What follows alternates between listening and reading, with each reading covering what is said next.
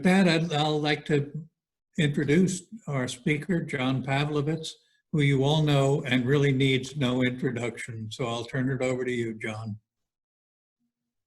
Thank you, Ken, and thanks, everyone. There's so much I want to talk about before I actually talk about what I'm supposed to talk about today. One of the things is, many of you didn't know this, but right before all this craziness started to happen, I was going to the church building and doing some writing during the day, just spending a couple hours there in the quiet. And so probably March, 10th or so, I was there when everything, was starting to come up. And the next time I went back, everything was different because we weren't able to fill that place. And I was sitting in that big empty room and realizing that it needs you. And the fact that we can't be together is a really, it's something that we weren't prepared for. So I wanted to just let you know that when I'm in that space, I think about you and I think about the time we're going to be together in that space. And also, I guess, I want to thank you for giving. We're going to have an opportunity after this is over, I think, to welcome a lot of people to spiritual community. And so it's a great time to be thinking about who we are and what matters to us. So just a couple things before I begin. I'm going to leave some time for questions after because we haven't gotten a chance to talk a lot. So I want to begin, I was thinking about, for some reason, I was getting a ministry job a few years ago, and I had to take an online personality test for that job. They wanted to know, what you're like and how you fit into the team dynamic. And so I was instructed to fill out this online personality test. And after I submitted it, or after I finished, I was to submit it. And so I answered all these questions. If you filled them out, you understand there's 75 or 100 really short questions about how you feel about certain things or your default in certain situations. And then I finished it and clicked results and got the results back. And I was comfortable with most of what I was seeing there, but there was one section that came back very high for controlling personality. Someone who had to be in charge of everything. And I didn't like that. And I got like an 85 points or something like that. 85 points, me controlling. And so I decided to take the test again. There was something built into the program to account for technical issues where you could sort of wipe out the test that you had just taken and take it a second time before submitting it. So I did that. I went and answered all the questions, and this time I answered it much more strategically than I had before. Those questions that had given me the terrible 85, I looked for those questions and was careful to answer differently. So I completed the test, clicked results, and I no longer had an 85 on controlling. I had a 93. So I was really disappointed, but there was nothing I could do, so I had to submit the 93.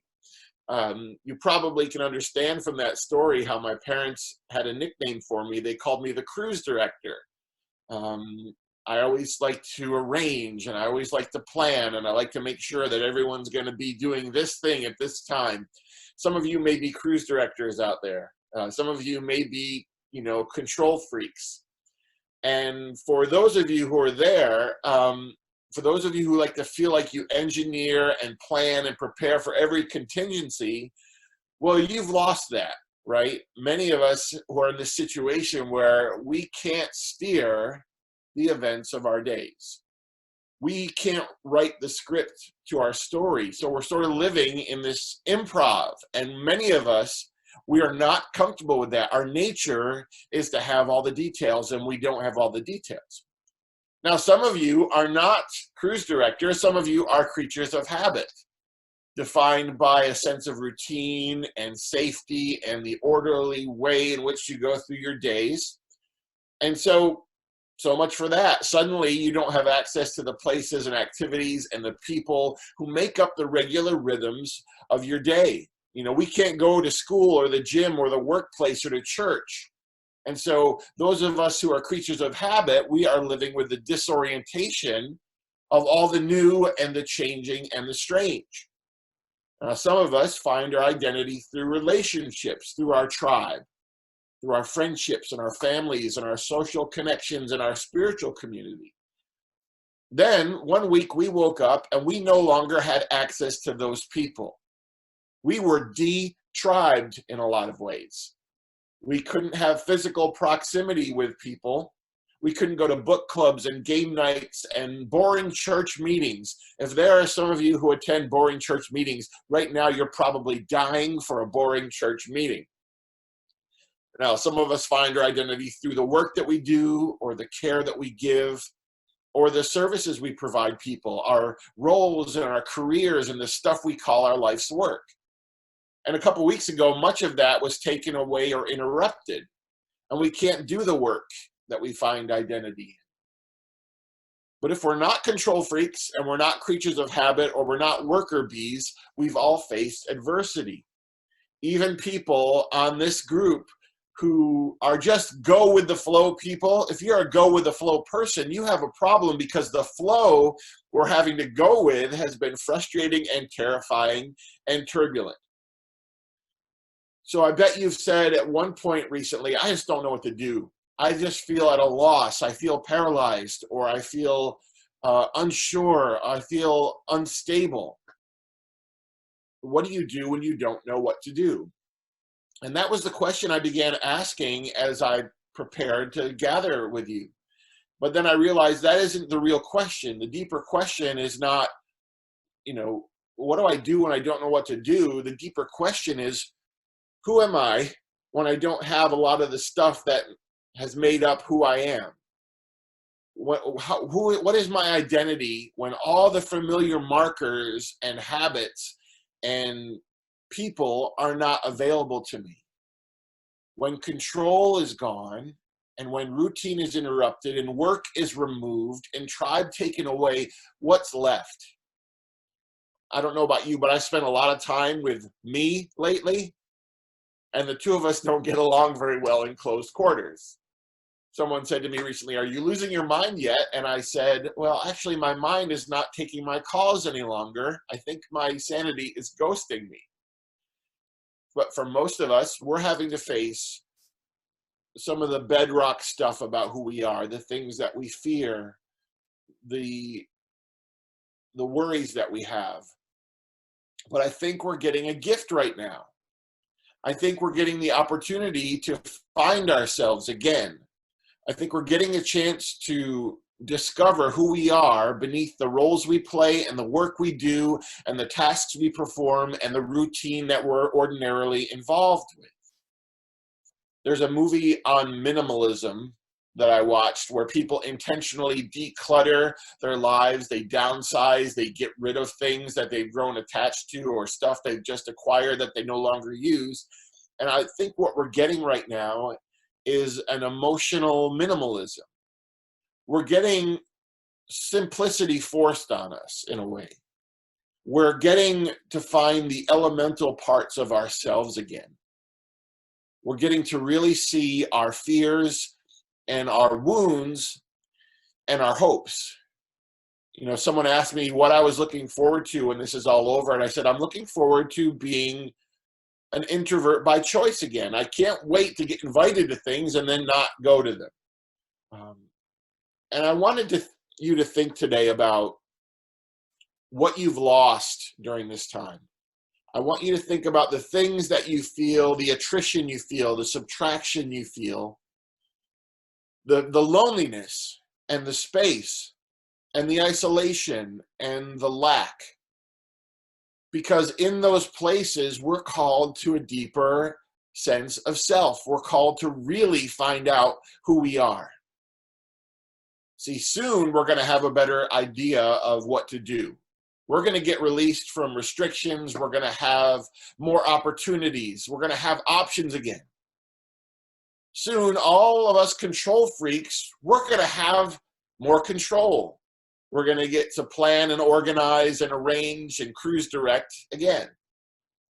Soon, all us creatures of habit, we're going to get some of our routine back. We're going to get those familiar rhythms that we've lost. Soon, we relational people, we're going to get reconnected to our tribes. We're going to have proximity with the people that we love.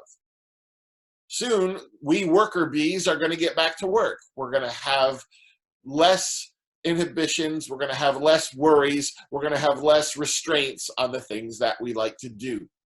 Soon we spontaneous people, we can get the freedom to be spontaneous. But all of those things are not going to solve the identity issues. There's a real fear for me that we could rush back into life and we could pile on all the routine and all the activities and all the stuff, and those things could again mask the deeper parts of who we are. So who are you? What makes you the human being you are? What gives you value? The question becomes, how can we not be defined by all the things that get added back to our life really soon? A Greek philosopher Epictetus says, know first who you are and then adorn yourself accordingly. So for me, what I'm trying to do with these next few days and weeks and months as I ease back into something that feels more routine is decide, what did I lose that I didn't really need? What have I given up that I don't need to claim back? What have I found out about myself right now that I need to remember when this is all over? So can you remember in the coming weeks what you're learning or remembering about your identity, about your direction, about your purpose and your meaning without needing anything to define you? See, you are no less you now than you were before, and you're no less you now than you will be when you get more freedom and more activity and more responsibility. So I guess today I just want you to rest in who you are, to your originality, your specific beauty, your soul belovedness, not because of what you direct or do or make or earn or achieve or who you know. I want you to rest in who you are, the intrinsic value that you have, because no one can take that away from you and no one can give it to you. So may you have things to control, and may you find things that give you joy, and may you be with the people you love soon, but know that you are treasured as you are, with nothing else added, nothing else changed, and have gratitude for that today.